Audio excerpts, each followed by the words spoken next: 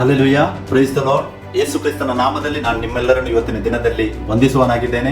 ಈ ದಿನವನ್ನು ದೇವರು ನಮ್ಮ ಜೀವಿತದಲ್ಲಿ ಕೊಟ್ಟಿದ್ದಾನೆ. ಆತನ ವಾಕ್ಯವನ್ನು ಧ್ಯಾನಿಸುವುದಕ್ಕೆ ಮತ್ತೆ ಆತನನ್ನು ಸ್ತುತಿಸುವುದಕ್ಕಾಗಿ, ಆತನನ್ನು ನಾವು ಮಹಿಮೆ ಪಡಿಸುವುದಕ್ಕೋಸ್ಕರವಾಗಿ. ಸೊ ಪ್ರಿಯರು, ಇವತ್ತು ನಾವು ಧ್ಯಾನಿಸುವ ನೀರಿನ ದೀಕ್ಷಾಸ್ನಾನದ ಬಗ್ಗೆ.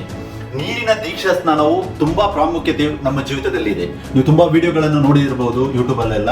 ಆದ್ರೆ ಇವತ್ತು ನಾವು ವಾಕ್ಯದಲ್ಲಿ ಧ್ಯಾನಿಸುವ, ಯಾಕಂದ್ರೆ ದೇವರು ಕೆಲವೊಂದು ವಿಷಯಗಳನ್ನು ಕೆಲವರ ಮುಖಾಂತರ ಪ್ರಕಟಿಸುತ್ತಾನೆ ಎವ್ರಿ ಟೈಮ್. ಸೊ ಅದಕ್ಕೋಸ್ಕರವಾಗಿ ನಾವು ವಾಕ್ಯದಲ್ಲಿ ಇವತ್ತು ಧ್ಯಾನಿಸುವ ನೀರಿನ ದೀಕ್ಷಾಸ್ನಾನದ ಪ್ರಾಮುಖ್ಯತೆ ಏನಾಗಿದೆ ಅಂತ ನಮ್ಮ ಜೀವಿತದಲ್ಲಿ. ಮಾರ್ಕ 16:16 ವಾಕ್ಯ ಹೇಳುತ್ತದೆ, ನಂಬಿ ದೀಕ್ಷಾಸ್ನಾನ ಮಾಡಿಸಿಕೊಳ್ಳುವವನು ರಕ್ಷಣೆ ಹೊಂದುವನು, ನಂಬದೆ ಹೋಗುವವನು ದಂಡನೆಗೆ ಗುರಿಯಾಗುವನು ಅಂತ ವಾಕ್ಯ ಹೇಳುತ್ತದೆ. ಪ್ರಿಯರೇ, ಮೊದಲು ನಂಬಿಕೆ ಇಂಪಾರ್ಟೆಂಟ್ ಆಗಿದೆ. ಆಮೇಲೆ ಆ ನಂಬಿಕೆಗೆ ಗುರುತಾಗಿ ನಾವು ದೀಕ್ಷಾಸ್ನಾನವನ್ನು ಮಾಡಬೇಕು. ನಂಬಿಕೆ ಇದ್ದರೆ ಮಾತ್ರ ಸಾಕಾ? ಇಲ್ಲ. ಯಾಕಂದ್ರೆ ವಾಕ್ಯದಲ್ಲಿ ಕ್ಲಿಯರ್ ಉಂಟು. ಮಾರ್ಕ 16:16 ಏನು ಹೇಳ್ತದೆ? ನಂಬಿ ದೀಕ್ಷಾಸ್ನಾನ ಮಾಡಿಸಿಕೊಳ್ಳುವವನು ರಕ್ಷಣೆ ಹೊಂದುವನು ಅಂತ ಹೇಳ್ತದೆ.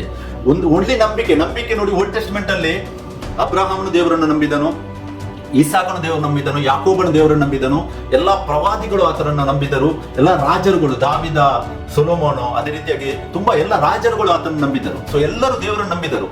ನಂಬುವುದರಿಂದ ಏನಾಗುತ್ತದೆ? ನಂಬುವುದರಿಂದ ನೀತಿವಂತರಾಗುತ್ತೇವೆ ದೇವರ ಸನ್ನಿಧಾನದಲ್ಲಿ.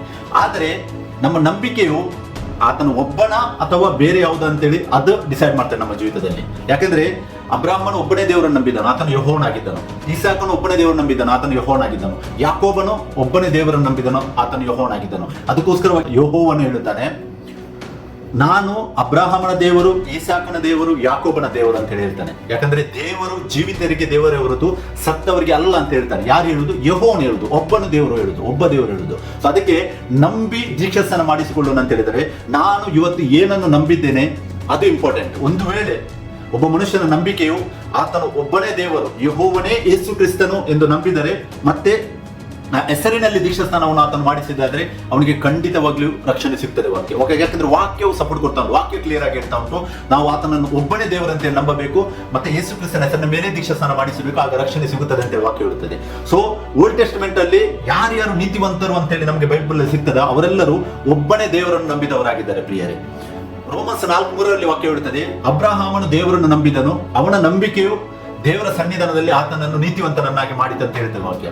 ಸೊ ಹಾಗಿದ್ರೆ ಆತನು ಒಬ್ಬನೇ ದೇವರನ್ನು ನಂಬಿದನು. ಇವತ್ತು ನ್ಯೂ ಟೆಸ್ಟ್ಮೆಂಟ್ ಅಲ್ಲಿ ಕೂಡ ನಾವು ಆತನು ಒಬ್ಬನೇ ಎಂದು ನಂಬಿದರೆ ಮಾತ್ರ ರಕ್ಷಣೆ ಅಂತೇಳಿ ವಾಕ್ಯ ರೋಮನ್ಸ್ 10:9 ಹೇಳ್ತದೆ, 1 ಕೊರಿಂಥ 12:3 ಹೇಳ್ತದೆ.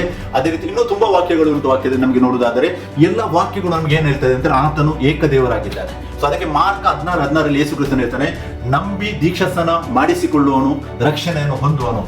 ನಂಬಿಕೆಗೆ ಗುರುತಾಗಿದೆ ದೀಕ್ಷಾಸ್ನಾನ. ಓಕೆ, ಯಾಕಂದ್ರೆ ಓಲ್ಡ್ ಟೆಸ್ಟ್ಮೆಂಟ್ ಅಲ್ಲಿ ಎಲ್ಲಾ ಪ್ರವಾದಿಗಳು, ರಾಜರುಗಳು ಯಾರು ದೇವರನ್ನು ನಂಬಿದರೋ ಅವರಿಗೆ ದೇವರ ಸನ್ನಿಧಾನದಲ್ಲಿ ನೀತಿವಂತನಾಗುವ ಒಂದು ಅನುಭವ ಅವರ ಜೀವಿತದಲ್ಲಿ ಸಿಕ್ಕಿದೆ. ದೇವರು ಅವರನ್ನು ನೀತಿವಂತನಾಗಿ ಮಾಡಿದ್ದಾನೆ.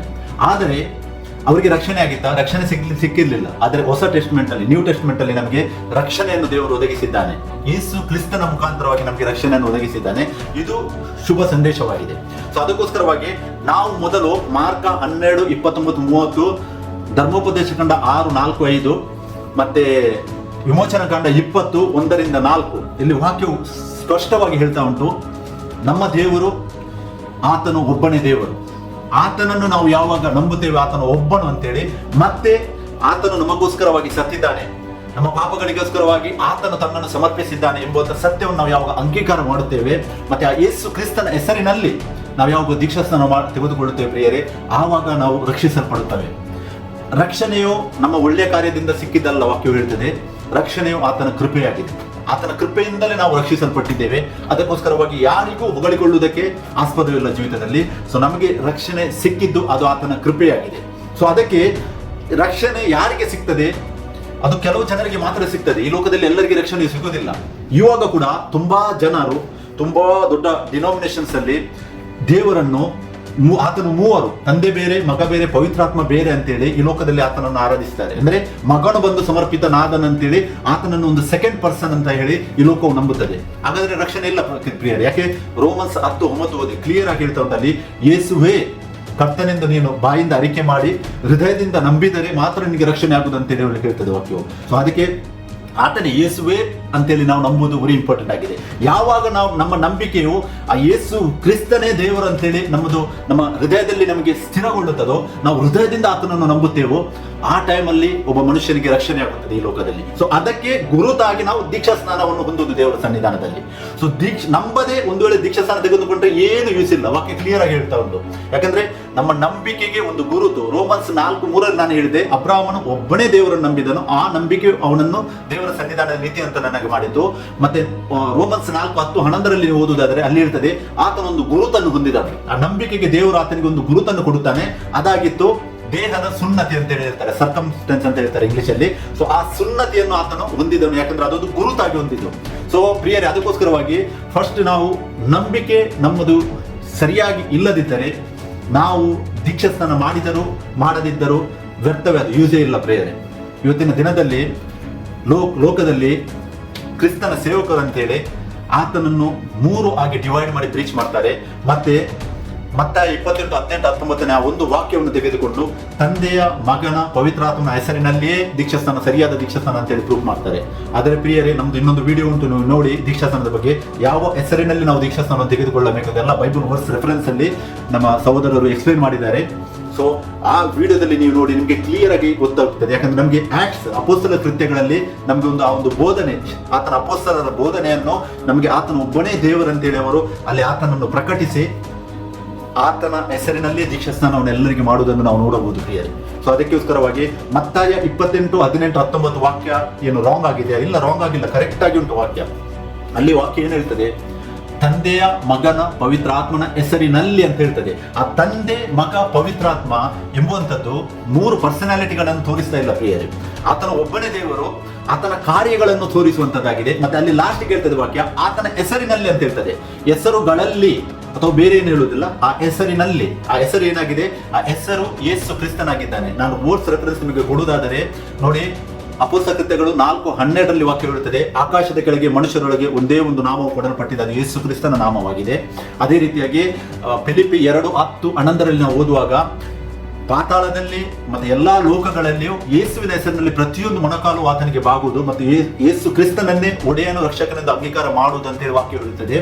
ಮತ್ತೆ ರೋಮನ್ಸ್ 14:10-11 ಕೂಡ ನಾವು ಓದುವಾಗ, ಆತನ ಮುಂದೆ ಮೊಣಕಾಲು ಊರಿ ಆತನನ್ನೇ ಕರ್ತನೆಂದು ಅಂಗೀಕಾರ ಮಾಡುವುದಂತ ಹೇಳ್ತದೆ. 1 ಕೊರಿಂಥ 12:3 ಕೂಡ ವಾಕ್ಯವು ಅದೇ ರೀತಿ ಹೇಳ್ತಾ ಉಂಟು. ಏನೆಂದರೆ ಪವಿತ್ರಾತ್ಮನ ಪ್ರೇರಣೆಯಿಂದ ಯೇಸುವನ್ನೇ ಕರ್ತನೆಂದು ಅಂಗೀಕಾರ ಮಾಡಲಿಕ್ಕೆ ಆಗುದಿಲ್ಲ, ಇದ್ರೆ ಆಗುದಿಲ್ಲ ಅಂತ ವಾಕ್ಯ ಹೇಳ್ತದೆ. ಅದೇ ರೀತಿಯಾಗಿ ಅಪೊಸ್ತಲರ ಕೃತ್ಯ 1:8 ಯೇಸು ಕ್ರಿಸ್ತನು ತನ್ನ ಶಿಷ್ಯರಿಗೆ ಸ್ಪಷ್ಟವಾಗಿ ಹೇಳಿದ್ದಾನೆ, ಯಾವಾಗ ಆತನ ಆತ್ಮನು ನಿಮ್ಮ ಮೇಲೆ ಬರುವುದು, ಅಂದ್ರೆ ಪವಿತ್ರ ಆತ್ಮನು ನಿಮ್ಮ ಮೇಲೆ ಬರುವುದು, ಆವಾಗ ನೀವು ಯೆರೂಸಲೇಮು, ಯುದಾಯ, ಸಮಾರ್ಯ, ಲೋಕದ ಕಟ್ಟ ಕಡೆಯವರೆಗೆ ನನಗೆ ಸಾಕ್ಷಿಗಳಾಗಿರುವೆ ಅಂತ ಹೇಳಿದ್ದಾರೆ. ಸೊ ಅದಕ್ಕೋಸ್ಕರ ಪ್ರಿಯರೇ, ನಂಬಿಕೆ, ನಾನು ಮೊದಲು ಹೇಳಿದ್ದೇನೆ, ಮಾರ್ಕ್ 16:16 ವಾಕ್ಯ ಹೇಳ್ತದೆ, ನಂಬಿಕೆ ಏನು ನಾವು ನಂಬುತ್ತೇವೋ ಆ ನಂಬಿಕೆಗೆ ಗುರುತಾಗಿ ನಾವು ದೀಕ್ಷಾಸ್ನಾನವನ್ನು ಹೊಂದಿದ್ದೇವೆ. ಆ ದೀಕ್ಷಾಸ್ನಾನ ಕೂಡ ತುಂಬಾ ಇಂಪಾರ್ಟೆಂಟ್ ಆಗಿದೆ.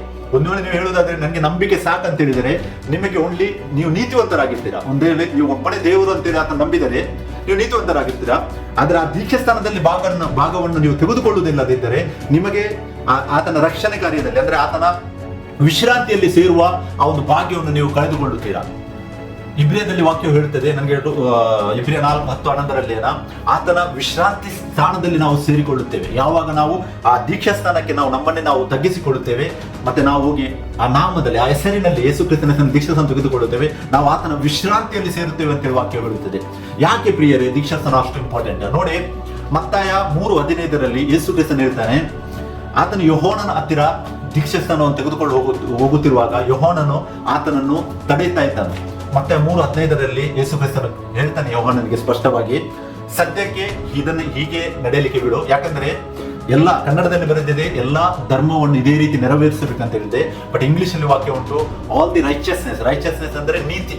ಯಾಕಂದ್ರೆ ಯಾವ ಧರ್ಮದಿಂದ ಜನರು ಬಂದರೂ ಕೂಡ ಕೊನೆಗೆ ಅವರಿಗೆ ಒಂದೇ ನೀತಿಯಿಂದ ಅವರು ಮುಂದಕ್ಕೆ ಹೋಗುವುದು ಅಲ್ಲಿ ಸೂಚಿಸ್ತದೆ. ಅದೇ ಆಗಿದೆ ರೋಮನ್ಸ್ 10:4. ಯಾಕಂದ್ರೆ ನಂಬಿಕೆ, ಯಾವಾಗ ನಂಬಿ ಆ ಒಂದು ನಂಬಿಕೆಯಲ್ಲಿ ನಾವು ಹೋಗಿ ಆ ನೀರಿನಲ್ಲಿ ದೀಕ್ಷಾಸ್ನಾನವನ್ನು ತೆಗೆದುಕೊಳ್ಳುತ್ತೇವೆ, ಆವಾಗ ವಾಕ್ಯ ಹೇಳ್ತದೆ ದೇವರಿಗೂ ಮನುಷ್ಯರಿಗೂ ಒಳ್ಳೆ ಮನಸ್ತಾಪವನ್ನು ಉಂಟು ಮಾಡುತ್ತದೆ ಅಂತ ಹೇಳ್ತದೆ. ದೇವರ ಮತ್ತು ಮನುಷ್ಯರ ಮಧ್ಯೆ ಒಂದು ಒಳ್ಳೆ ಮನಸ್ತಾಪವನ್ನು ಉಂಟು ಮಾಡುವಂತದ್ದಾಗಿದೆ. ಸೊ ಅದಕ್ಕೋಸ್ಕರವಾಗಿ ಯೇಸು ಕ್ರಿಸ್ತನಲ್ಲಿ ಯಾವುದೇ ಪಾಪವಿರಲಿಲ್ಲ. ಇಡೀ ಲೋಕಕ್ಕೆ ಗೊತ್ತುಂಟು ಆತನಲ್ಲಿ ಯಾವುದೇ ಪಾಪವಿರಲಿಲ್ಲ. ಆದರೂ ಆತನು ನಮಗೊಂದು ಮಾದರಿಯನ್ನು ತೋರಿಸುವುದಕ್ಕೋಸ್ಕರವಾಗಿ ಆತನು ಖುದ್ದಾಗಿ ಹೋಗಿ ಆ ನೀರಿನಲ್ಲಿ ದೀಕ್ಷಾ ಸ್ಥಾನವನ್ನು ಹೊಂದುತ್ತಾನೆ. ಆ ನೀರಿನಲ್ಲಿ ದೀಕ್ಷಾಸ್ಥಾನ ಹೊಂದುವುದು ಆತನಿಗೋಸ್ಕರವಾಗಿ ಅಲ್ಲ, ಅದು ನಮಗೋಸ್ಕರವಾಗಿದೆ. ಇದನ್ನು ನಾವು ಯಾವಾಗ ಅರ್ಥ ಮಾಡಿಕೊಳ್ಳುತ್ತೇವೆ ನಮ್ಮ ಜೀವಿತದಲ್ಲಿ, ಆವಾಗ ನಮಗೆ ಸರಿಯಾಗಿ ಮುಂದಕ್ಕೆ ಹೋಗೋದಕ್ಕೆ ಆಗ್ತದೆ. ನೋಡಿ ಪ್ರಿಯರೇ, ಆದಾಮನು ಪಾಪ ಮಾಡಿದನು. ಆದಾಮನು ಪಾಪ ಮಾಡುವುದಕ್ಕಿಂತ ಮುಂಚೆ ದೇವರ ಮಹಿಮೆಯಲ್ಲಿ ಆತನು ತುಂಬಿದ್ದನು. ಅಂದ್ರೆ ದೇವರೆಲ್ಲ ಗುಣಗಳು, ದೇವರೆಲ್ಲ ಅಥಾರಿಟಿ, ಅಂದ್ರೆ ಆತನ ಪವರ್ ಏನಿತ್ತು, ಆತನೆಲ್ಲ ಒಳ್ಳೆತನ ಎಲ್ಲವೂ ಆದಾಮನಲ್ಲಿ ತುಂಬಿತ್ತು.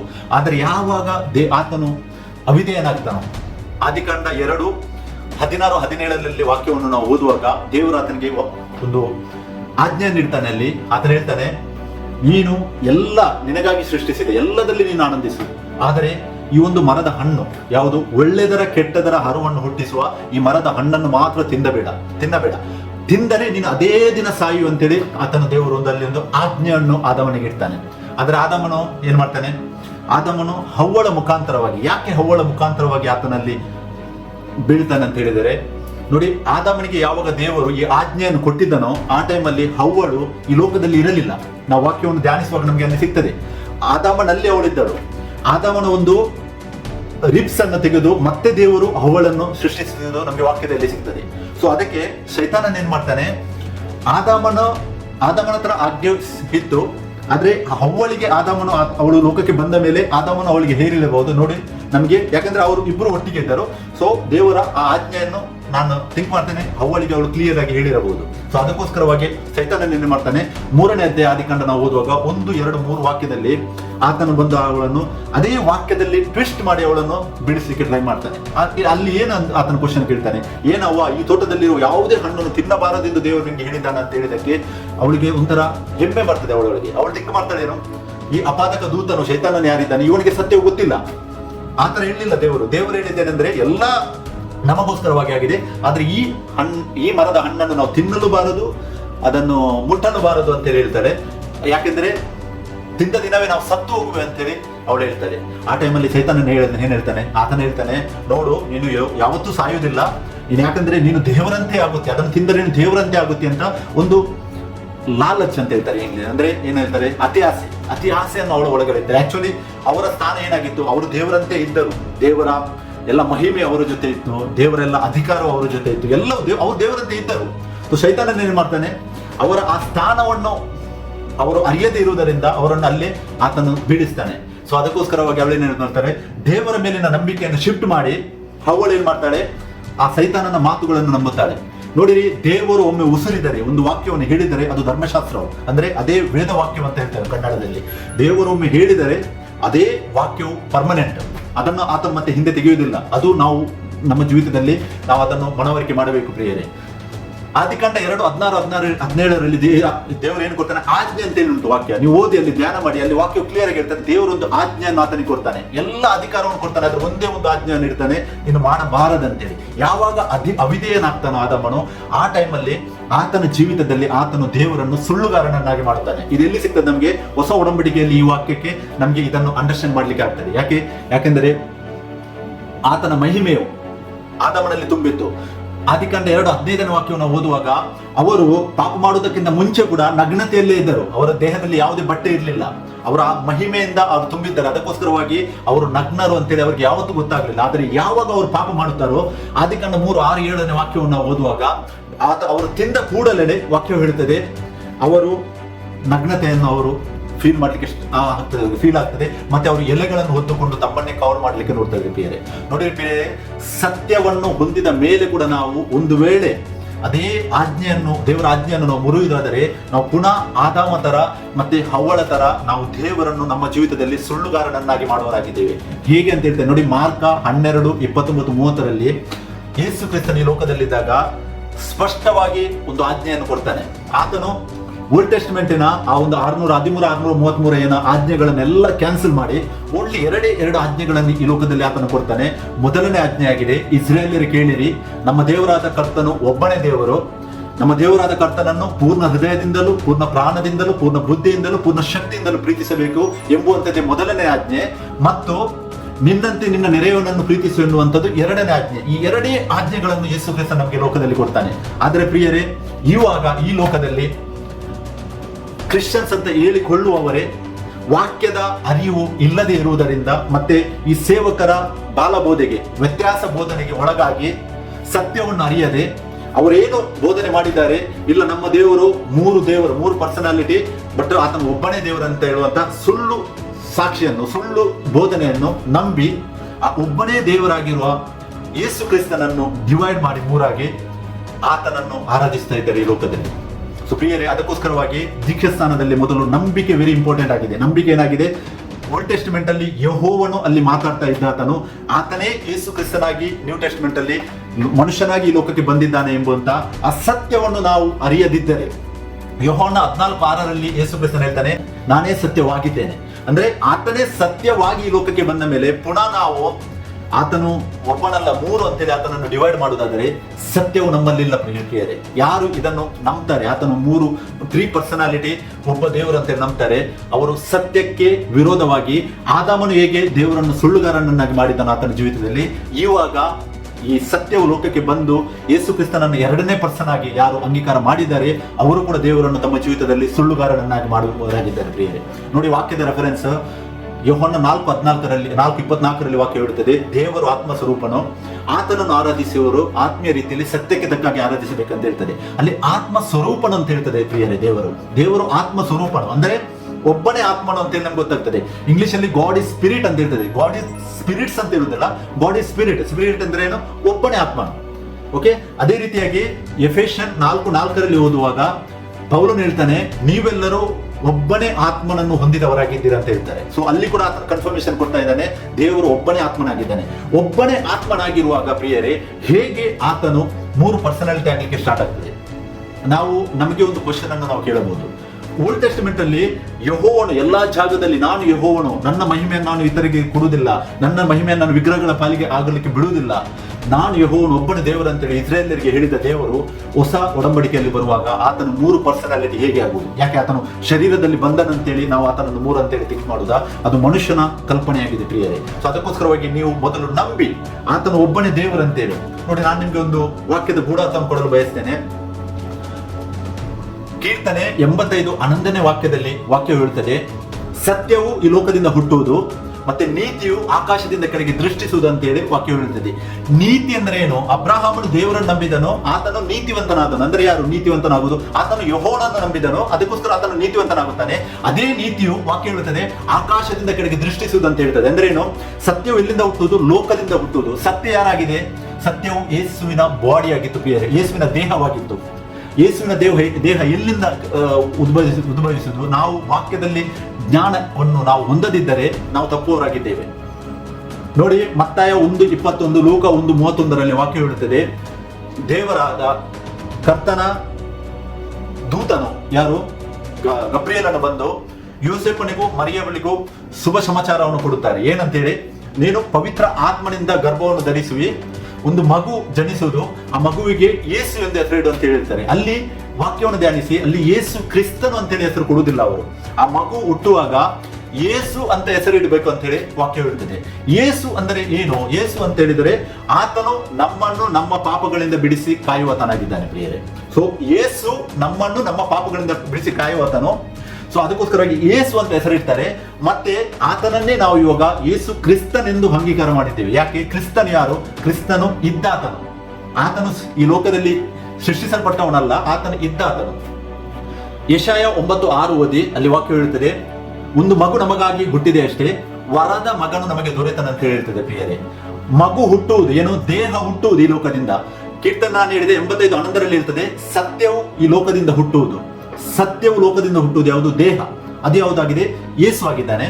ಮತ್ತೆ ವರದ ಮಗನು ನಮಗೆ ದೊರೆತನು. ವರದ ಮಗನು ಹುಟ್ಟುವುದಿಲ್ಲ, ವರದ ಮಗನು ದೊರೆಯುವುದಂತ ಹೇಳಿದರೆ ಆತನು ಇದ್ದಾತನು, ಆತನ ಮಗನ ಸ್ಥಾನವನ್ನು ತೆಗೆದುಕೊಂಡು ಈ ಲೋಕದಲ್ಲಿ ಬರುವುದು ನಮಗೆ ನಿಮಗೆ ರಕ್ಷಣೆಯನ್ನು ಒದಗಿಸುವುದಕ್ಕೋಸ್ಕರವಾಗಿ.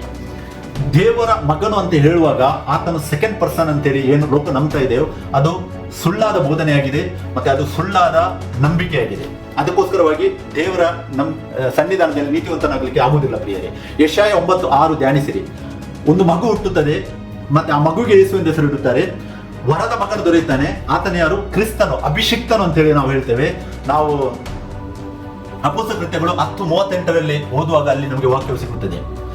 ದೇವರು ನಜರೇತಿನ ಯೇಸುವನ್ನು ಬಲದಿಂದಲೂ ಪವಿತ್ರ ಆತ್ಮದಿಂದಲೂ ಅಭಿಷೇಕಿಸಿದನು ಅಂತೇಳಿ ವಾಕ್ಯ ಉಂಟು. ಅಂದ್ರೆ ಆ ಯೇಸುವನ್ನು ಯಾರು? ಆ ದೇಹದಲ್ಲಿ ಆತನು ಖುದ್ದಾಗಿ ಆತ್ಮನು ಆತನ ಒಳಗೆ ಬಂದು ಆತನ ಏನ್ ಮಾಡ್ತಾನೆ? ಈ ಲೋಕದಲ್ಲಿ ಚಲಿಸ್ತಾನೆ. ಸೊ ಯಾಕೆಂದ್ರೆ ವಾಕ್ಯಗಳು ತುಂಬಾ ವಾಕ್ಯದಲ್ಲಿ ಆತನು ನುಡಿದಿದ್ದನು.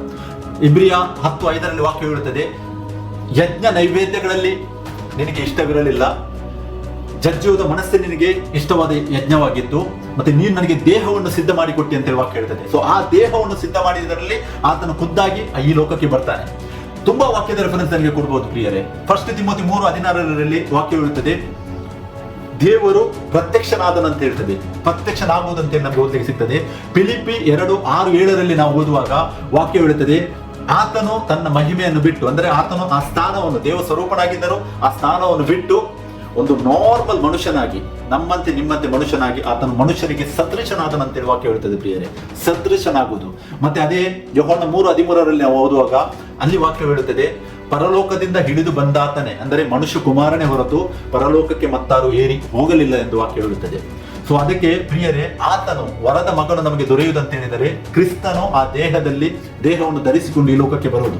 ಸೊ ಅದನ್ನು ನಾವು ಯಾವಾಗ ಅರ್ಥ ಮಾಡಿಕೊಳ್ಳುತ್ತೇವೆ ಆ ಟೈಮಲ್ಲಿ ನಮಗೆ ಸುವಾರ್ತೆಯು ಅರ್ಥ ಆಗುತ್ತದೆ. ಮತ್ತೆ ಸುವಾರ್ತೆ ಯಾವಾಗ ಅರ್ಥ ಆಗುತ್ತದೆ, ನಮ್ಮ ನಂಬಿಕೆಯು ಯಾವಾಗ ಒಬ್ಬನೇ ದೇವರಲ್ಲಿ ಬಂದು ನಿಲ್ತದೆ, ಆವಾಗ ನಮಗೆ ರಕ್ಷಣೆ ಸಿಗುತ್ತದೆ ಪ್ರಿಯರೇ. ಸೊ ಆ ರಕ್ಷಣೆಗೆ ಗುರುತಾಗಿ ನಾವು ಏನ್ ಮಾಡಬೇಕು? ದೀಕ್ಷಾಸ್ಥಾನದಲ್ಲಿ ಭಾಗಗೊಳ್ಳಬೇಕು. ಯಾಕೆಂದ್ರೆ ಏನಂದ್ರೆ ಈ ಸುಳ್ಳು, ಈ ಲೋಕದಲ್ಲಿ ಸುಳ್ಳು ಯಾವಾಗ ಎಲ್ಲಿ ಬಂದಿದ್ದು? ಏದೇನ್ ತೋಟದಲ್ಲಿ. ಏದೇನ್ ತೋಟ ಏನಾಗಿತ್ತು? ಆತನು ಸೃಷ್ಟಿಯಾಗಿತ್ತು. ಏದೇನ್ ತೋಟದಲ್ಲೇ ಸೃಷ್ಟಿಯಾಗಿತ್ತು. ಅದೇ ರೀತಿಯಾಗಿ ನಾವು ಈ ಲೋಕದಲ್ಲಿ ದೇಹದಲ್ಲಿರುವಾಗ ನಂಬುತ್ತೇವೆ. ಸೊ ಆ ನಮ್ಮ ನಂಬಿಕೆಗೆ ಒಂದು ಗುರುತಾಗಿ ನಾವು ಆ ದೀಕ್ಷಾಸ್ಥಾನವನ್ನು ನಾವು ಹೊಂದಿಕೊಳ್ಳುತ್ತೇವೆ. ಅದಕ್ಕೆ ಆ ದೀಕ್ಷಾಸ್ಥಾನವನ್ನು ಹೊಂದಿಕೊಳ್ಳುವಂಥದ್ದು ಒಂದು ನಮ್ಮ ಕನ್ಫೆಷನ್ ಆಗಿದೆ. ಈ ಲೋಕದಲ್ಲಿ ನಮಗೆ ಒಂದು ಕನ್ಫೆಷನ್ ಆಗಿದೆ. ಯಾಕಂತ ಹೇಳಿದರೆ ಈ ರೋಮನ್ಸ್ 8:19-20 ವಾಕ್ಯ ಹೇಳ್ತದೆ, ಈ ಜಗತ್ತು ಕೂಡ ವ್ಯಕ್ತತ್ವಕ್ಕೆ ಒಳಗಾಗಿದೆ ಆದಾಮನು ಮಾಡಿದ ಪಾಪದಿಂದಾಗಿ. ಆದಾಮನು ದೇವರನ್ನು ಸುಳ್ಳುಗಾರನನ್ನಾಗಿ ಮಾಡಿದನು, ಬಟ್ ಯೇಸು ಕ್ರಿಸ್ತನು ಸತ್ಯವಾಗಿ ಈ ಲೋಕಕ್ಕೆ ಬಂದು ಆತನ ಹೇಳ್ತಾನೆ ಯೋಹಾನ 14:6 ನಾನೇ ಸತ್ಯವಾಗಿದ್ದಾನೆ ಅಂತ ಹೇಳ್ತಾನೆ. ಆತನ ಹೇಳುವುದಿಲ್ಲ ಬೇರೆ ಯಾರು ಸತ್ಯ ಅಂತ ಹೇಳಿದಿಲ್ಲ, ನಾನು ಸತ್ಯವಾಗಿದ್ದಾನೆ ಅಂತ ಹೇಳಿದ್ದಾನೆ. ಮತ್ತೆ ಯೋಹಾನ 17:17 ಆತನ ಹೇಳ್ತಾನೆ ದೇವರ ವಾಕ್ಯವೇ ಸತ್ಯವಾಗಿದೆ ಅಂತಿದೆ. ಸೊ ಅದೇ ರೀತಿ ತುಂಬಾ ವಾಕ್ಯಗಳನ್ನು ನಿಮಗೆ ಶೇರ್ ಮಾಡೋದು ಪ್ರಿಯರೇ. ಸತ್ಯವು ಈ ಲೋಕದಿಂದ ಹುಟ್ಟಿದೆ, ಮತ್ತೆ ನೀತಿಯು ಮೇಲಿನಿಂದ ನಮಗೆ ದೊರಕಿದೆ. ಅದು ಆತ್ಮನಾಗಿದ್ದಾನೆ. ಯೋಹಾನ 10:30 ಆತನ ಹೇಳ್ತಾನೆ, ನನ್ನನ್ನು ನೋಡಿ ನಾನು ತಂದೆಯು ಒಂದಾಗಿದ್ದೇನೆ. ಯಾಕೆ ಆತನ ಆ ವಾಕ್ಯವನ್ನು ಹೇಳ್ತಾನೆ? ಯಾಕೆಂದ್ರೆ ನೀವು ಅಂಡರ್ಸ್ಟ್ಯಾಂಡ್ ಮಾಡಿ, ಕೀರ್ತನೆ 85:11 ವಾಕ್ಯವನ್ನು ಅರ್ಥ ಮಾಡಿಕೊಳ್ಳಿ. ಸತ್ಯವು ಲೋಕದಿಂದ ಹುಡುಕಿದೆ, ಮತ್ತೆ ತಂದೆಯು ಮಗನ ಸ್ಥಾನದಲ್ಲಿ ಆ ದೇಹದ ಒಳಗಡೆ ಇದ್ದು ಆತನು ಮಾತಾಡ್ತಾ ಇದ್ದಾನೆ. ಅದಕ್ಕೋಸ್ಕರವಾಗಿ ಆತನ ಹೇಳ್ತಾನೆ ನಾನು ತಂದೆಯು ಒಂದಾಗಿದ್ದೇನೆ ಅಂತ ಹೇಳ್ತಾನೆ. ಯೋಹಾನ 14:8-10 ತನಕ ನಾವು 10-11-12 ಓದುವಾಗ ಅಲ್ಲಿ ಫಿಲಿಪ್ಪನು ಕೇಳ್ತಾನೆ ಯೇಸುವೆ ನಮಗೆ ತಂದೆಯನ್ನು ತೋರಿಸು ಅಂತೇಳಿ. ಯಾಕಂದ್ರೆ ಆತನು ಎಲ್ಲಾ ಟೈಮಲ್ಲಿ ತಂದೆ ಅಂತ ಹೇಳ್ತಾ ಇರುವಾಗ ಆತನು ಹೇಳ್ತಾನೆ ಆ ತಂದೆಯನ್ನು ನಮಗೆ ನೀನು ತೋರಿಸು ಅಂತ ಹೇಳ್ತಾನೆ. ಅವಾಗ ಆತನು ಫಿಲಿಪ್ಪನಿಗೆ ಏನ್ ಹೇಳ್ತಾನೆ, ಫಿಲಿಪ್ಪನೇ ನನ್ನನ್ನು ನೋಡಿದ ಆತನು ತಂದೆಯನ್ನು ನೋಡಿದವನಾಗಿದ್ದಾನೆ, ಮತ್ತೆ ನೀನು ನೀನು ನನಗೆ ತಂದೆಯನ್ನು ತೋರಿಸು ಅಂತ ಹೇಳುದು. ಯಾಕೆ? ತಂದೆ ಯಾರಿದ್ದಾರೆ? ಆ ಪೊಸಿಷನ್, ತಂದೆ ಪೊಸಿಷನ್ ಯಾವುದಾಗಿದೆ? ಅದು ಆತ್ಮವಾಗಿದೆ ಪ್ರಿಯರೇ. ಮಗನ ಪೊಸಿಷನ್ ದೇಹವನ್ನು ತೆಗೆದುಕೊಂಡು ಆತನು ಬರುವುದು. ತಂದೆಯ ಪೊಸಿಷನ್ ಆತ್ಮವಾಗಿದೆ. ಆತ್ಮನನ್ನು ಈ ಲೋಕದಲ್ಲಿ ಯಾರಾದರೂ ಎಂದಾದರೂ ಈ ಕಣ್ಣಿನಿಂದ ನೋಡಿದ್ದುಂಟ? ಯೋಬನು ಹೇಳ್ತಾನೆ 19:25 ವಾಕ್ಯದಲ್ಲಿ, ಈ ದೇಹವು ಕಳಚಿ ಹೋದ ಮೇಲೆ ನಾನಾಗಿ ಆತನನ್ನು ನೋಡುವನು. ಅಂದ್ರೆ ಇಲ್ಲಿ ಆತ್ಮದಲ್ಲಿ ನಾನು ಆತನನ್ನು ನೋಡುವನು. ಸೊ ಇದನ್ನು ನಾವು ಅರ್ಥ ಮಾಡಿಕೊಳ್ಳಬೇಕು. ಈ ತಂದೆಯ ಸ್ಥಾನ ಎಂಬುವಂಥದ್ದು ಅದು ಪರಲೋಕದಲ್ಲಿದೆ ಪ್ರಿಯರೇ. ಮತ್ತಾಯ 6:9-10, ಲೂಕ 11:2-3-4 ನೀವು ಯಾವಾಗಲೂ ಪ್ರೇಯರ್ ಮಾಡ್ತೀರಾ, ಪರಲೋಕದಲ್ಲಿರುವ ನನ್ನ ತಂದೆ ನಿನ್ನ ನಾಮವು ಪರಿಶುದ್ಧವೆಂದು ಎನಿಸಲ್ಪಡಲಿ ಅಂತೇಳಿ. ಯಾವತ್ತಾದರೂ ನೀವು ನಿಮಗೊಂದು ಕ್ವಶನ್ ಅನ್ನು ಕೇಳಿದ್ದೀರಾ? ಆ ಪರಲೋಕದಲ್ಲಿರುವ ತಂದೆಯ ನಾಮ ವಾಕ್ಯ ಹೇಳ್ತದೆ, ನಿನ್ನ ನಾಮವು ಪರಿಶುದ್ಧವೆಂದು ಎನಿಸಲ್ಪಡಲಿ. ಆ ತಂದೆಯ ನಾಮ ಏನಾಗಿದೆ ಅಂತೇಳಿ ಯಾವತ್ತಾದರೂ ನಿಮಗೊಂದು ಕ್ವಶನ್ ಅನ್ನು ನೀವು ಕೇಳಿದ್ದೀರಾ?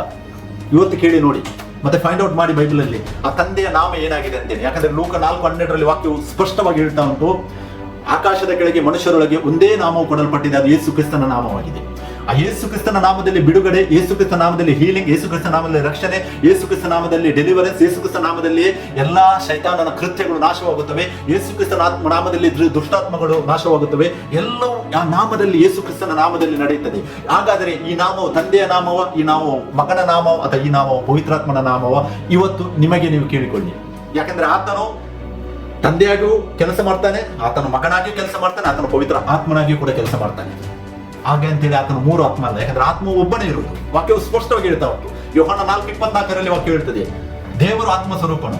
ಪೌಲನು ಅಲ್ಲಿ ಟೆಸ್ಟಿಫೈ ಮಾಡ್ತಾನೆ ಎಫೆಸನ್ 4:4 ಒಬ್ಬನೇ ಆತ್ಮನನ್ನು ಹೊಂದಿದವರಾಗಿದ್ದೇವೆ ಅಂತೇಳಿ. ಸೊ ಹಾಗಿದ್ರೆ ಆತನು 3 ಪರ್ಸನಾಲಿಟಿ ಹೇಗೆ ಆಗಲಿಕ್ಕೆ ಸ್ಟಾರ್ಟ್ ಆಗೋದು? ತಂದೆ ಎಂಬಂತ ಸ್ಥಾನ, ಪರಲೋಕದಲ್ಲಿರುವ ನನ್ನ ತಂದೆ, ಅಲ್ಲಿ ಏನು ವಾಕ್ಯವನ್ನು ಕಲಿಸ್ತಾನೆ ಯೇಸು ಕ್ರಿಸ್ತನ, ಆತನೇ ಕಲಿಸುವುದು ಪ್ರೇಯರ್ ಅನ್ನು. ಆತನ ಏನು ಕಲಿಸ್ತಾನೆ? ಪರಲೋಕದಲ್ಲಿರುವ ತಂದೆ, ಅಂದ್ರೆ ಪರಲೋಕದಲ್ಲಿರುವ ಆ ತಂದೆಯ ಸ್ಥಾನವನ್ನು ಆತನು ಮೆನ್ಷನ್ ಮಾಡುತ್ತಾನೆ. ಮತ್ತೆ ಅಲ್ಲಿ ಹೇಳ್ತಾನೆ, ನಿನ್ನ ನಾಮವು ಪರಿಶುದ್ಧವೆಂದೆನಿಸಲ್ಪಡಲಿ. ಆ ನಾಮವು ಏನಾಗಿದೆ ಪ್ರಿಯರೇ? ಆ ನಾಮವು ಯೇಸು ಕ್ರಿಸ್ತನಾಗಿದ್ದಾನೆ. ಯೇಸು ಕ್ರಿಸ್ತನೆಂಬ ನಾಮವು ಪರಿಶುದ್ಧವೆಂದೆನಿಸಲ್ಪಡಲಿ ಅಂತ ಹೇಳ್ತಾನೆ. ನಾನು ಹೇಳಿದೆ, ಆದಾಮನು ಸುಳ್ಳನ್ನು ನಂಬಿದನು. ಆ ಸುಳ್ಳನ್ನು ನಂಬಿದ್ದ ಆ ಆದಾಮನು ಆಮೇಲೆ 4000 ವರ್ಷಗಳ ಕಾಲ ಈ ಲೋಕದಲ್ಲಿ ಸತ್ಯವೆಂಬುದು ಈ ಲೋಕದಲ್ಲಿ ಇರಲಿಲ್ಲ.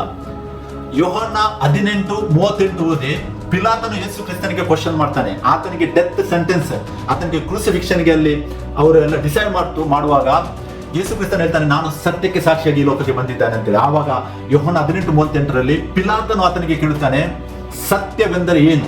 ಅಂದ್ರೆ ಆದಾಮನಿಂದ ಪಿಲಾತನ ತನಕ ಈ ಲೋಕದಲ್ಲಿ ಸತ್ಯವೆಂಬುದು ಇರಲಿಲ್ಲ, ಸತ್ಯವೆಂಬುದು ಏನಂತೇಳಿ ಗೊತ್ತಾಗಿರ್ಲಿಲ್ಲ. ಸೊ ಹಾಗಿದ್ದರೆ ನಂಬಿಕೆಯಲ್ಲಿ ಎಲ್ಲ ನೀತಿವಂತರಾಗಿದ್ದರೆ ಅವರಿಗೆ ರಕ್ಷಣೆಯೂ ಸಿಕ್ಕಿರ್ಲಿಲ್ಲ. ಹಾಗಿದ್ರೆ ದೇವರ ಎಣಿಕೆಯಲ್ಲಿ ಏನಾಯ್ತು?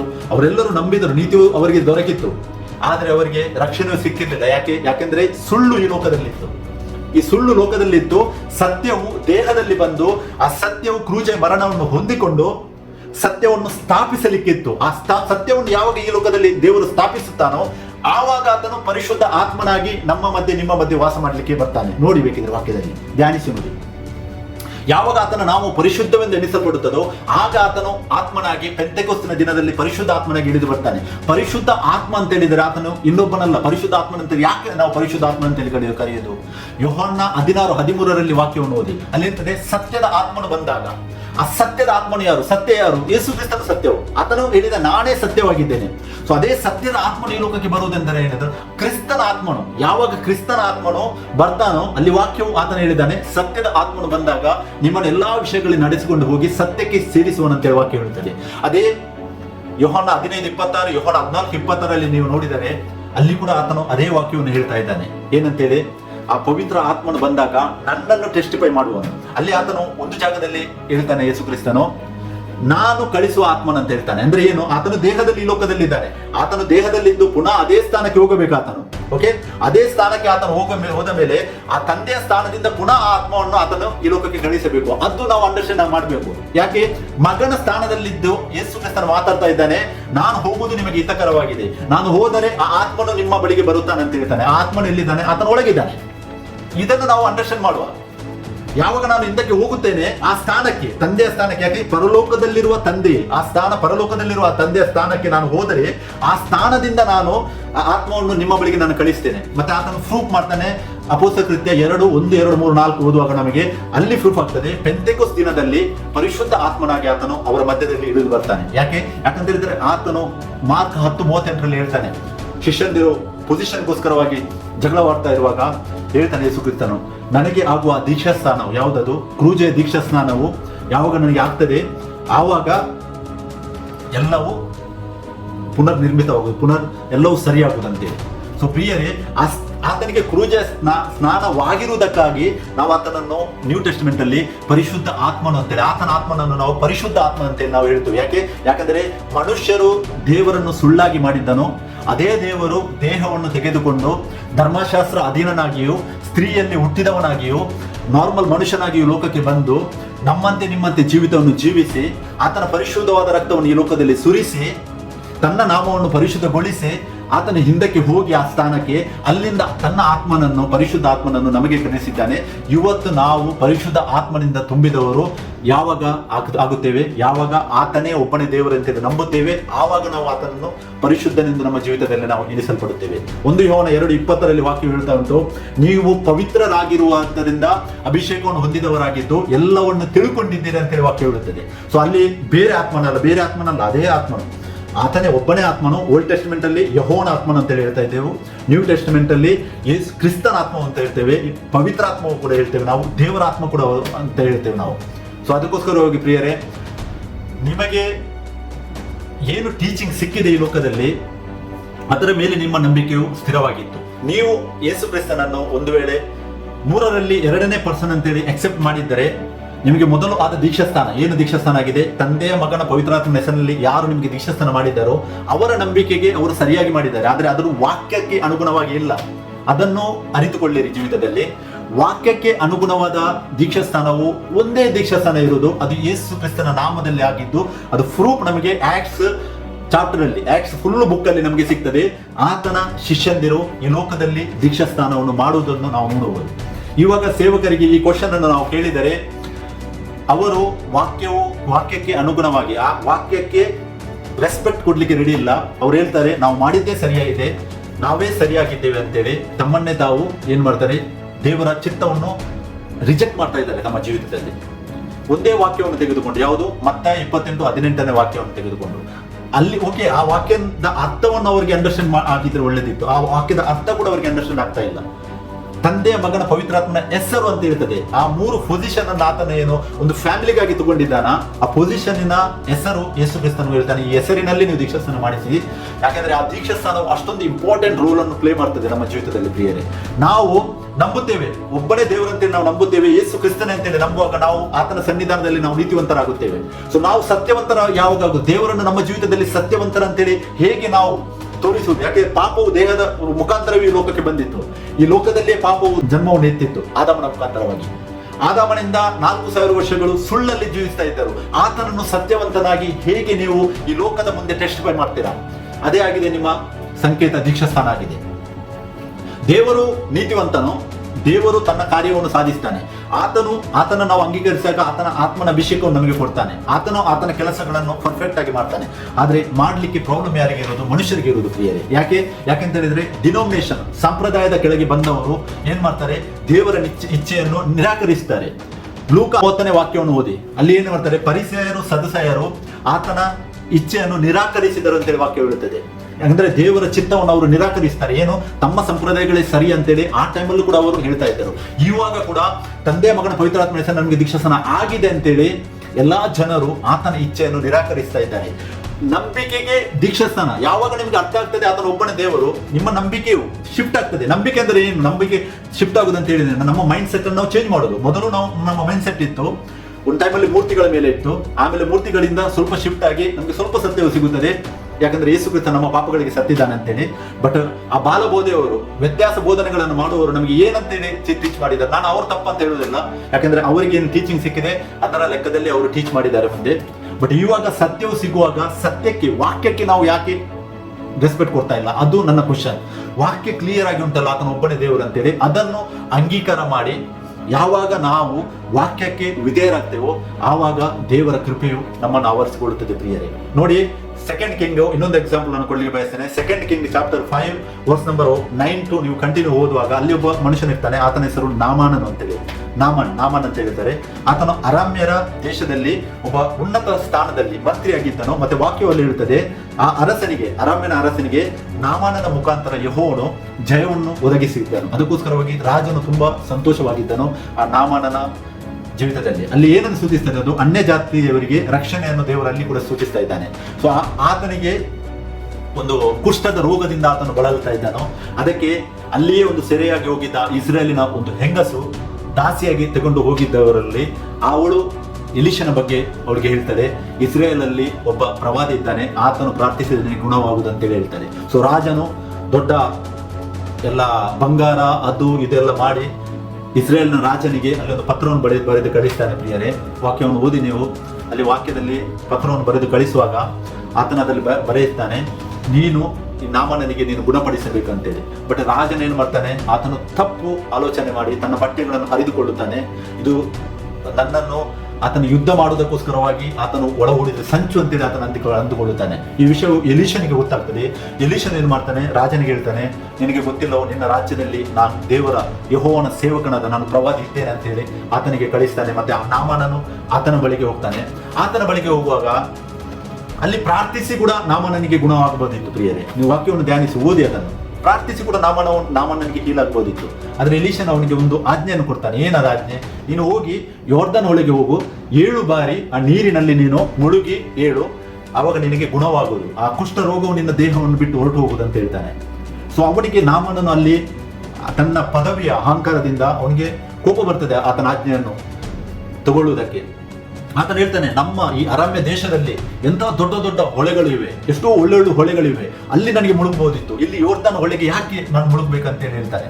ಆದರೂ ನೋಡಿ ಅವನ ಸೇವಕರು ಅವನಿಗೆ ಅಲ್ಲಿ ಒಂದು ಎಕ್ಸ್ಪ್ಲೇನ್ ಮಾಡಿ ಹೇಳ್ತಾರೆ, ಏನು ಸಣ್ಣ ಒಂದು ಕೆಲಸ ನಿನಗೆ ಹೇಳಿದ್ದಾರೆ, ಏನು ನಿನಗೆ ಒಳ್ಳೇದಾಗ್ತದೆ, ಯಾಕೆ ನಿನ್ನ ನದಿಯಲ್ಲಿ ಹೋಗಿ 7 ಸರಿ ಮುಳುಗಿ ಏಳು, ನಿನಗೆ ಒಳ್ಳೇದಾಗ್ತದೆ. ಆತನ ಅದೇ ದಾರಿ ಅವರ ಮಾತಿಗೆ ಅಂಗೀಕಾರ ಮಾಡಿ. ನೋಡಿ, ಎಲೀಷನ ಮುಖಾಂತರ ದೇವರು ಮಾತಾಡಿದ್ದು, ಆ ಮಾತಿಗೆ ನಾಮನನ್ನು ಅಂಗೀಕಾರ ಮಾಡಿ ಅಲ್ಲಿ ಹೋಗಿ ಅದರಲ್ಲಿ ಮುಳುಗಿ 7ನೇ ಸಾರಿ ಹೇಳುವಾಗ ವಾಕ್ಯ ಹೇಳ್ತದೆ, ಆತನ ಮೈ ಸಣ್ಣ ಮಗುವಿನ ಮೈಯಂತೆ ಶುದ್ಧವಾಗಿ ಆಯ್ತು ಅಂತ ಹೇಳ್ತದೆ ವಾಕ್ಯವು. ಪ್ರಿಯರೇ, ದೇವರ ವಾಕ್ಯಕ್ಕೆ ನಾವು ಯಾವಾಗ ನಮ್ಮ ತಲೆಯನ್ನು ಬಾಗುತ್ತೇವೋ ಆಗ ನಮ್ಮ ಜೀವಿತದಲ್ಲಿ ಆತನ ಕೃಪೆಯು ನಮ್ಮನ್ನು ಆವರಿಸಿಕೊಳ್ಳುತ್ತದೆ. ಅದು ಬಿಟ್ಟು ನಾನು ಮಾಡಿದ್ದೇನೆ ಇದೇ ಸರಿ ಅಂತೇಳಿ ನಾವು ಒಂದು ವೇಳೆ ನಮ್ಮನ್ನೇ ನಾವು ಪ್ರಬಲರು ಅಂತೇಳಿ ನಾವು ದೇವರ ಸನ್ನಿಧಾನದಲ್ಲಿ ನಾವು ಡಿಕ್ಲೇರ್ ಮಾಡುವುದಾದರೆ, ಒಂದು ವೇಳೆ ನಾಮನನ್ನು ಅಲ್ಲಿ ಇಲ್ಲ, ಆತನ ಸೇವಕರಿಗೂ ಕೂಡ ರಿಜೆಕ್ಟ್ ಮಾಡಿ, ಇಲ್ಲ ನನ್ನದಾಗಿದೆ, ನಾನು ಮಾಡುವುದಿಲ್ಲ ಇಲ್ಲಿ ಅಂತೇಳಿ ಅವನು ರಿಟರ್ನ್ ಹೋಗಿದ್ದಿದ್ರೆ ಲಾಸ್ ಯಾರಿಗಿತ್ತು? ದೇವರಿಗೆ ಲಾಸ್ ಇತ್ತು? ದೇವರಿಗೆ ಇರಲಿಲ್ಲ. ಎಲೀಷನಿಗೆ ಲಾಸ್ ಇರಲಿಲ್ಲ, ಇಸ್ರೇಲ್ನ ಯಾರಿಗೂ ಲಾಸ್ ಇರಲಿಲ್ಲ, ನಾಮನನಿಗೆ ಲಾಸ್ ಆಗ್ತಾ ಇತ್ತು. ಯಾಕೆ? ಆತನು ಸ್ವಸ್ಥತೆಯನ್ನು ಹೊಂದಲಿಕ್ಕೆ ಆಗ್ತಾ ಇರಲಿಲ್ಲ. ಸೊ ಇದನ್ನು ನಾವು ಧ್ಯಾನಿಸುವ.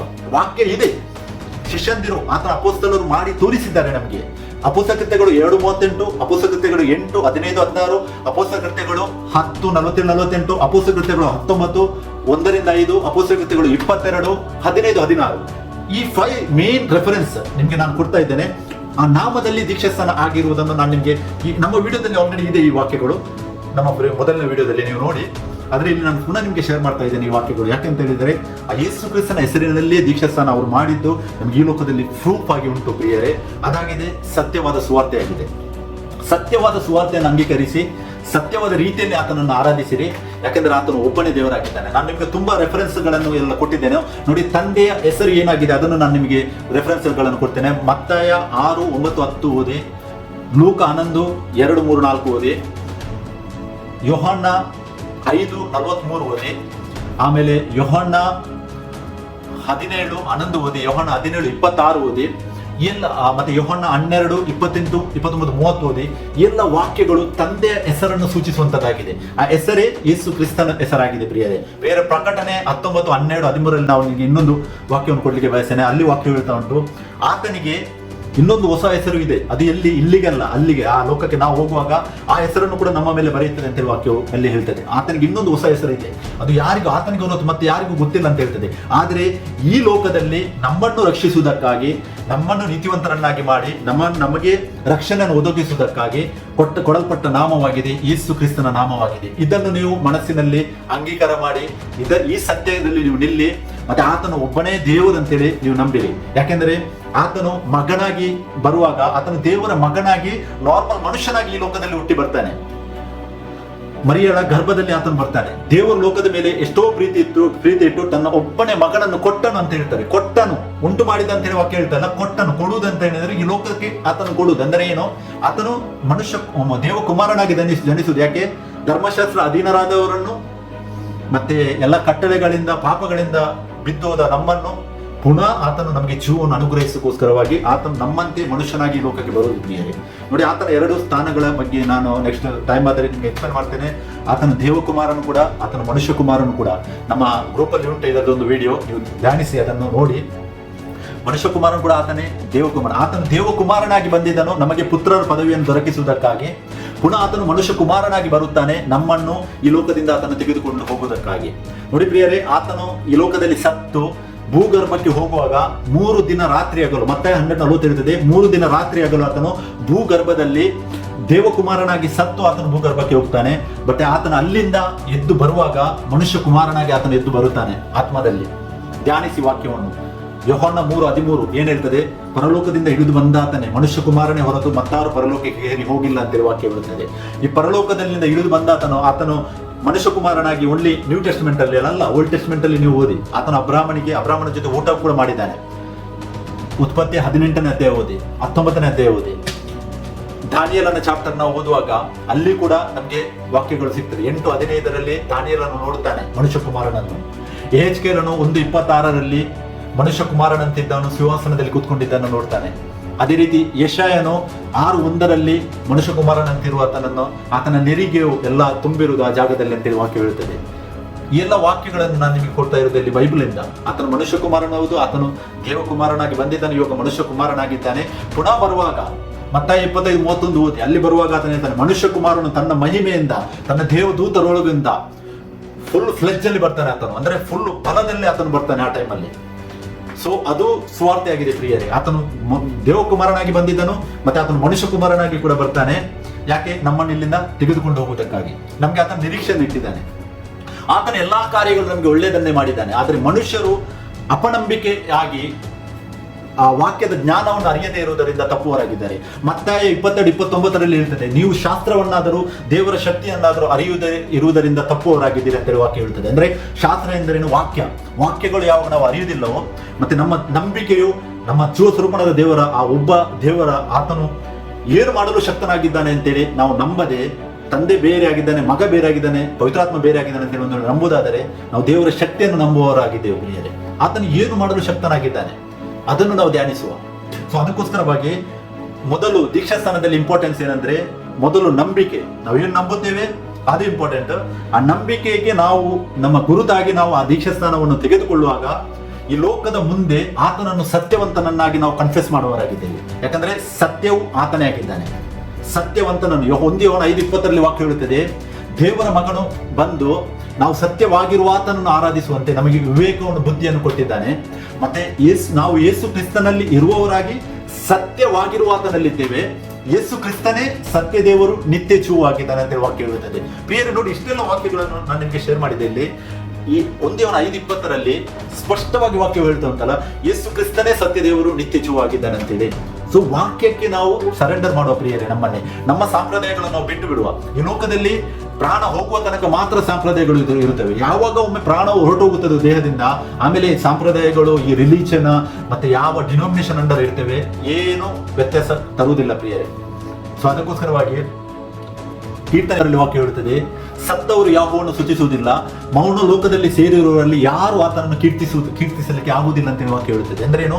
ಜೀವದಿಂದ ಇರುವಾಗ ನಾವೇನು ಮಾಡುತ್ತೇವೆ ಅದು ನಮಗೆ ವ್ಯಾಲ್ಯೂ ಕೊಡ್ತದೆ. ಒಮ್ಮೆ ಸತ್ತರು ಪ್ರಾಣ ಹೊರಟೋಯ್ತು ಅಂತ ಹೇಳಿದ್ರೆ ಮತ್ತೆ ಏನು ಮಾಡ್ಲಿಕ್ಕೆ ಆಗುದಿಲ್ಲ. ಇದು ನಮಗೆ ಒಂದು ಟೆಸ್ಟ್ ಈ ಲೋಕದಲ್ಲಿ.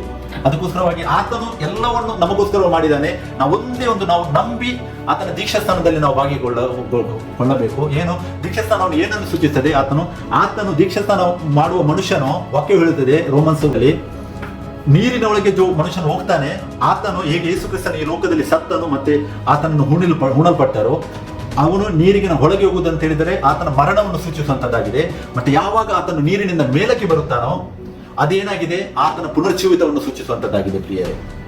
ತುಂಬಾ ವಾಕ್ಯಗಳನ್ನು ನನಗೆ ಕೊಡಬಹುದು. ನಾನು ಇನ್ನೊಂದು ರೆಫರೆನ್ಸ್ ಅನ್ನು ಥಿಂಕ್ ಮಾಡಿದ್ದೆ, ಟೈಮ್ ತುಂಬಾ ಹೋಗ್ತಾ ಉಂಟು. ನೋಡಿ, 1 Peter 3:19-21 ಓದಿ. ಅಲ್ಲಿ ನೋಡಿ, ನೋಹನು ನಾವೆಯನ್ನು ಕಟ್ಟಿಸುತ್ತಿರುವಾಗ ಅವಿಧೇಯರಾದವರ ಬಳಿಗೆ ಹೋಗಿ ಸುವಾರ್ತೆಯನ್ನು ಸಾರುತ್ತಾನೆ. ಅದಕ್ಕೋಸ್ಕರವಾಗಿ 3 ದಿನ ರಾತ್ರಿ ಆಗಲು ಆತನು ಭೂಗರ್ಭದಲ್ಲಿ ಇರ್ತಾನೆ ಅಂತ ವಾಕ್ಯ ಹೇಳ್ತದೆ. ಅಲ್ಲಿ ಹೋಗಿ ಅವರಿಗೂ ಸುವಾರ್ತೆಯನ್ನು ಆತನು ಸಾರುತ್ತಾನೆ. ಏನಂತ ಹೇಳ್ತದೆ ವಾಕ್ಯ ಅಲ್ಲಿ ಇರ್ತದೆ, ಆತನಿಗೆ ಅವಿಧೇಯರಾಗಿದ್ದ ಬಳಿಗೆ.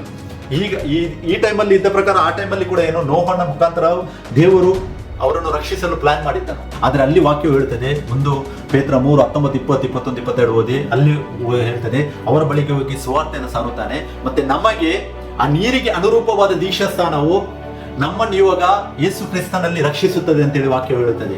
ಯಾವಾಗ ನಾವು ಆ ನೀರಿನ ದೀಕ್ಷಾಸ್ಥಾನವನ್ನು ತೆಗೆದುಕೊಳ್ಳುತ್ತೇವೋ, ಆ ದೀಕ್ಷಾಸ್ಥಾನವು ಆ ನೀರಿಗೆ ಅನುರೂಪವಾದ ದೀಕ್ಷಾಸ್ಥಾನ. ಅಂದ್ರೆ ಏನು? ಆ ಟೈಮಲ್ಲಿ 8 ಜನರು ಆ ನಾವೆಯಲ್ಲಿ ಸೇರಿ ರಕ್ಷಿಸಲ್ಪಡುತ್ತದೆ. ಆ ಟೈಮಲ್ಲಿ ಆ ಲೋಕದಲ್ಲಿ ಎಷ್ಟು ಜನರಿದ್ದರು ಆ ಟೈಮಲ್ಲಿ? ಇವಾಗ ಇದ್ದಷ್ಟೇ ಜನರೇಷನ್ ಆ ಟೈಮಲ್ಲಿ ಕೂಡ ಇತ್ತು ಪ್ರಿಯರೇ. ಇದಕ್ಕಿಂತ ಜಾಸ್ತಿ ಇತ್ತು ಗೊತ್ತಿಲ್ಲ ನನಗೆ, ಬಟ್ ಅಷ್ಟೇ ಜನರಿದ್ದರು. ಆದರೆ 8 ಜನರು ಆ ನಾವೆಯಲ್ಲಿ ಸೇರಿ ರಕ್ಷಿಸಲ್ಪಡುತ್ತಾರೆ. ಮತ್ತೆ ಅಲ್ಲಿ ವಾಕ್ಯವು ಒಂದು ನನಗೆ ಎನ್ಕರೇಜ್ ಆದ ವಾಕ್ಯ, ಆದಿಕಾಂಡ 7ನೇ ಅಧ್ಯಾಯ 5ನೇ ವಾಕ್ಯವನ್ನು ಓದುವಾಗ ನಾವು ಅಲ್ಲಿ ಹೇಳ್ತದೆ, ಯೆಹೋವನು ನೋಹನಿಗೆ ಏನೆಲ್ಲ ಆಜ್ಞಾಪಿಸಿದ್ದನಲ್ಲ ಅದನ್ನೆಲ್ಲ ಆತನು ಕೈಕೊಂಡನಂತ ಹೇಳ್ತಾನೆ ವಾಕ್ಯ. ಅಂದ್ರೆ ಆತನು ಅದನಿಗೆ ರೆಸ್ಪೆಕ್ಟ್ಫುಲಿ ಸರೆಂಡರ್ ಮಾಡಿದನು. ಅದಕ್ಕೋಸ್ಕರವಾಗಿ ಅದೇ ಅಧ್ಯಾಯ 7:11 ಇರ್ಬೇಕು ಮೋಸ್ಟ್ಲಿ, ಅಲ್ಲಿ ಹೇಳ್ತದೆ ವಾಕ್ಯ, ಆತನು ನಾವೆಯಲ್ಲಿ ಎಲ್ಲ ಸೇರಿದ ಮೇಲೆ ಹೊರಗಿಂದ ಆತನೇ ಯೆಹೋವನೇ ಅದರ ಬಾಗಿಲನ್ನು ಬಂದ್ ಮಾಡ್ತಾನೆ. ಅಂದ್ರೆ ಆ ನಾವೇ ಏನನ್ನು ಸೂಚಿಸುವಂತದ್ದಾಗಿದೆ? ರಕ್ಷಣೆಯನ್ನು ಸೂಚಿಸ್ತದೆ.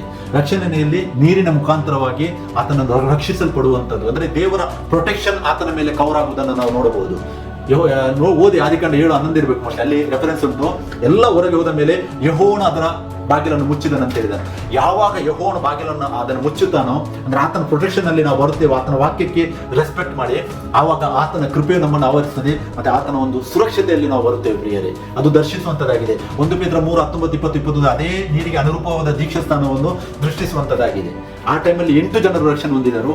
ಇವಾಗ ಯಾರು ಯೇಸು ಕ್ರಿಸ್ತನ ಹೆಸರಿನಲ್ಲಿ ದೀಕ್ಷಾಸ್ಥಾನ ಮಾಡಿಸಿಕೊಂಡು ತಮ್ಮನ್ನು ತಗ್ಗಿಸಿಕೊಳ್ಳುತ್ತಾರೋ ಅವರು ಮಾತ್ರ ರಕ್ಷಣೆಯನ್ನು ಹೊಂದಿಕೊಳ್ಳುತ್ತಾರೆ. ಅದು ಬಿಟ್ಟು ಬೈಬಲಲ್ಲಿ ಇಲ್ಲದ ದೀಕ್ಷಾಸ್ಥಾನ, ನಮಗೆ ಪ್ರೂಫೇ ಇಲ್ಲದ ದೀಕ್ಷಾಸ್ಥಾನವನ್ನು ಮಾಡಿ ನಾವೇ ಸರಿ ಅಂತೇಳಿ ನಾವು ಪ್ರೂಫ್ ಮಾಡಿದರೆ ನಾವು ದೇವರ ಕೃಪೆಯನ್ನು ನಾವು ನಿರ್ಲಕ್ಷಿಸುವವರಾಗಿದ್ದೇವೆ ಪ್ರಿಯರೇ. ಯಾರು ಇನ್ನೊಂದು ಕ್ಯಾನ್ಸಲ್ ಮಾಡ್ತಾರೆ ಅಂದ್ರೆ ಎಕ್ಸೆಪ್ಟ್ ಮಾಡ್ತಾ ಇಲ್ವೋ ಅವರು ದೇವರನ್ನು ನಿರ್ಲಕ್ಷಿಸುವವರಾಗಿದ್ದಾರೆ. ಅದಕ್ಕೋಸ್ಕರವಾಗಿ ವಾಕ್ಯಕ್ಕೆ ನಿಮ್ಮನ್ನೇ ನೀವು ತಗ್ಗಿಸಿಕೊಳ್ಳಿರಿ. ಯಾಕೆ? ವಾಕ್ಯವೇ ಸತ್ಯವಾಗಿದೆ. ವಾಕ್ಯವೇ ಸತ್ಯವಾಗಿದೆ. ಆತನು ನಮಗೋಸ್ಕರವಾಗಿ ಮಾದರಿಯನ್ನು ಮಾಡಿ ತೋರಿಸಿದ್ದಾನೆ. ನಂಬಿಕೆಯಿಂದ ನೀತಿಯು ದೊರಕುತ್ತದೆ. ಆದರೆ ನಾವು ಯಾವಾಗ ಆ ಕ್ರಿಯೆಯನ್ನು ಮಾಡುತ್ತೇವೋ ಆವಾಗ ನಾವು ದೇವರು ನಮ್ಮ ಜೀವಿತದಲ್ಲಿ ಸತ್ಯವಂತನನ್ನಾಗಿ ಮಾಡುತ್ತೇವೆ. ಸೊ ಸತ್ಯತೆ ಮತ್ತೆ ನಂಬಿಕೆ ಎರಡೂ ಇಂಪಾರ್ಟೆಂಟ್ ಆಗಿದೆ. ಆವಾಗ ಮಾತ್ರ ರಕ್ಷಣೆ ಮನುಷ್ಯರಿಗೆ ಸಿಗುವುದು ಪ್ರಿಯರೇ. ಸೊ ಅದಕ್ಕೆ ಇಷ್ಟೆಲ್ಲ ವಾಕ್ಯಗಳನ್ನು ನಾನು ಕೊಟ್ಟಿದ್ದೇನೆ. ಇನ್ನೂ ಟೈಮ್ಸ್ ತುಂಬ ಸ್ಪೆಂಡ್ ಮಾಡ್ಬೋದು ನನಗೆ, ಬಟ್ ಮೆಸೇಜ್ ತುಂಬ ಉದ್ದ ಆಗ್ತದೆ. ಅದಕ್ಕೋಸ್ಕರವಾಗಿ ನಾನು ಈ ದೀಕ್ಷಾಸ್ಥಾನದ ವಿಷಯದಲ್ಲಿ ನಾನು ಥಿಂಕ್ ಮಾಡ್ತೇನೆ, ನಿಮಗೆ ಕರೆಕ್ಟಾಗಿ ವಾಕ್ಯದಲ್ಲಿ ಅರ್ಥ ಆಗಿರಬಹುದು ಅಂತೇಳಿ. ಒಂದೆರಡು ಆಗಿಲ್ಲದಿದ್ದರೆ ನಿಮ್ಗೆ ಇನ್ನೂ ಇದರ ಮೇಲೆ ಡಿಸ್ಕಷನ್ ಮಾಡಬೇಕಾದ್ರೆ ನಮ್ಮ ನಂಬರ್ ಇಲ್ಲಿ ನಾವು ರಿಫ್ಲೆಕ್ಟ್ ಮಾಡ್ತೀವಿ. ನನ್ನದು ಸಹೋದರರದ್ದು ನಮ್ದೆಲ್ಲ ನಂಬರ್ ಇಲ್ಲಿ ನಾವು ಹಾಕ್ತೀವಿ. ನೀವು ಎನಿ ಟೈಮ್ ನಮಗೆ ಕಾಲ್ ಮಾಡಿ, ನಾವು ವಾಕ್ಯದಲ್ಲಿ ಮಾತಾಡುವ. ಯಾಕಂದರೆ ಈ ಜೀವಿತ ಬಿಟ್ಟ ಮೇಲೆ ನಮಗೆ ಬೇರೆ ರಕ್ಷಣೆ ಹೊಂದಲಿಕ್ಕೆ ಚಾನ್ಸೇ ಇಲ್ಲ ಪ್ರಿಯರೇ. ಯಾಕಂದ್ರೆ ದೇವರು ಖುದ್ದು ಆತನು ಸ್ವತಃ ಮನುಷ್ಯನಾಗಿ ತನ್ನನ್ನು ತಾನು ಸಮರ್ಪಿಸಿಕೊಳ್ಳುತ್ತಾನೆ. ಯಾಕಂತ ಹೇಳಿದರೆ ಅದರ ಒಂದು ಮಹತ್ವವನ್ನು ನಾವು ಅರಿಯುವ ನಮ್ಮ ಜೀವಿತದಲ್ಲಿ. ಪ್ರಾಣ ಆತ್ಮ ಈ ದೇಹವನ್ನು ಬಿಟ್ಟು ಹೋದ ಮೇಲೆ ಮನುಷ್ಯರು ರಕ್ಷಿಸಲ್ಪಡುವುದಿಲ್ಲ. ಆತನು ತುಂಬಾ ಎಕ್ಸಾಂಪಲ್ಸ್ ಅಲ್ಲಿ ಕೂಡ ನಮಗೆ ಆತನು ಕಲಿಸುವಾಗ ಈ ಲೋಕದಲ್ಲಿ ಕೂಡ ಹೇಳಿದ್ದು ಬೈಬಲಲ್ಲಿ ನಮಗೆ ಸಿಗ್ತದೆ. ಸೊ ಅದಕ್ಕೆ ಆತನ ವಾಕ್ಯಕ್ಕೆ ನಾವು ಮಹತ್ವವನ್ನು ಕೊಡುವ, ನಮ್ಮ ಬಾಲಬೋಧೆ ವ್ಯತ್ಯಾಸ ಬೋಧನೆಗಳನ್ನೆಲ್ಲ ನಾವು ಸೈಡಲ್ಲಿರುವ, ವಾಕ್ಯದಲ್ಲಿ ಇದೆಯಾ ನಾವು ಹೇಳುವ ಸರಿ ನಾನು ಅಂಗೀಕಾರ ಮಾಡ್ತೇನೆ ಕರ್ತನೆ ಅಂತೇಳಿ ನಮ್ಮನ್ನೇ ನಾವು ತಗ್ಗಿಸಿಕೊಳ್ಳುವ ಪ್ರಿಯರೇ. ತಗ್ಗಿಸಿಕೊಳ್ಳುವುದರಲ್ಲಿ ಯಾರಿಗೆ ಲಾಭ? ನಮಗೆ ಲಾಭ. ದೇವರಿಗೆ ಏನು ನಷ್ಟವಿದೆ? ದೇವರಿಗೆ ಏನು ನಷ್ಟವಿಲ್ಲ. ನಮಗೆ ಒಂದು ವೇಳೆ ನಾವು ತಗ್ಗಿಸಿಕೊಳ್ಳಿದ್ರೆ ನಷ್ಟವು ನಮಗೆ, ತಗ್ಗಿಸಿಕೊಂಡರೆ ಲಾಭ ಕೂಡ ನಮಗೆ. ಯಾಕಂದ್ರೆ ಆತನು ತನ್ನ ಎಲ್ಲ ಕಾರ್ಯಗಳನ್ನು ಮುಗಿಸಿದ್ದಾನೆ. ಆತನು ವಿಶ್ರಾಂತಿಯಲ್ಲಿದ್ದಾನೆ ಇವಾಗ ಅಂತೇಳಿ ವಾಕ್ಯ ಹೇಳ್ತದೆ. ಇಬ್ರಿಯ 4:10 ಇರ್ಬೇಕು ಮೋಸ್ಟ್ಲಿ. ಆತನು ತನ್ನ ವಿಶ್ರಾಂತಿಯ ಸ್ಥಾನದಲ್ಲಿದ್ದಾನೆ ಮತ್ತು ನಮ್ಮನ್ನು ಆ ಸ್ಥಾನಕ್ಕೆ ಆತನನ್ನು ಕರೆದಿದ್ದಾನೆ. ಸೊ ಇದನ್ನು ನಾವು ಅರ್ಥ ಮಾಡಿಕೊಳ್ಳ ನಮ್ಮ ಜೀವಿತದಲ್ಲಿ. ಮತ್ತೆ ಎಲ್ಲದಕ್ಕೆ ಮಿಗಿಲಾದದ್ದು, ಎಲ್ಲ ಆಜ್ಞೆಗಳಿಗಿಂತ ಮಿಗಿಲಾದ ಆಜ್ಞೆಯನ್ನು ಒಂದೇ ಆಜ್ಞೆ ಇದೆ, ಆತನ ಒಬ್ಬನೇ ದೇವರು. ಇದನ್ನು ನಂಬಿ ಯಾವಾಗ ಒಬ್ಬನೇ ದೇವರು ಅಂತೇಳಿ ನಂಬುತ್ತೀರಾ ಆವಾಗ ನಾವು ದೀಕ್ಷಾಸ್ಥಾನ ತಗೊಳ್ತೀರಾ, ನೀವು ರಕ್ಷಿಸಲ್ಪಟ್ಟಿರಿ. ಬೇರೆ ಯಾವುದು ಬೇಡ ಈ ಲೋಕದಲ್ಲಿ. ಸ್ತೋತ್ರವನ್ನು ಸಲ್ಲಿಸ್ತೇನೆ ದೇವರಿಗೆ, ಒಳ್ಳೆಯ ಟೈಮನ್ನು ದೇವರು ಕೊಟ್ಟಿದ್ದಕ್ಕಾಗಿ.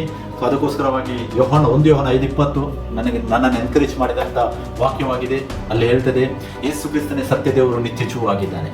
ಸೊ ಅದಕ್ಕೆ ನೀವು ಧ್ಯಾನಿಸಿ ವಾಕ್ಯವನ್ನು, ನಾನೆಲ್ಲ ರೆಫರೆನ್ಸ್ ಕೊಟ್ಟ ಎಲ್ಲ ವಾಕ್ಯಗಳನ್ನು ನೀವು ಧ್ಯಾನಿಸಿ, ದೇವರು ನಿಮಗೆ ಸತ್ಯವನ್ನು ಪ್ರಕಟಿಸಲಿ. ಮತ್ತೆ ನೀವು ಯೇಸು ಕ್ರಿಸ್ತನ ಹೆಸರಿನಲ್ಲಿ ದೀಕ್ಷಾಸ್ಥಾನವನ್ನು ಮಾಡಿಸಿಕೊಂಡು ಆತನ ರಾಜ್ಯದಲ್ಲಿ ಪಾಲುಗಾರರಾಗಿ ಅಂತೇಳಿ ನಾನು ನಿಮಗೋಸ್ಕರವಾಗಿ ನಾನು ಪ್ರಾರ್ಥಿಸ್ತೇನೆ. ಎಲ್ಲ ಘನ ಮಾನ ಮಹಿಮೆಗಳನ್ನು ದೇವರಿಗೆ ಸಲ್ಲಿಸುತ್ತೇನೆ. ನಜರೇತಿನ ಯೇಸು ಕ್ರಿಸ್ತನ ಹೆಸರಿನಲ್ಲಿ ಬೇಡಿಕೊಳ್ಳುತ್ತೇನೆ. ಆಮೇಲೆ ಪ್ರೈಸ್ ದಿ ಲಾರ್ಡ್.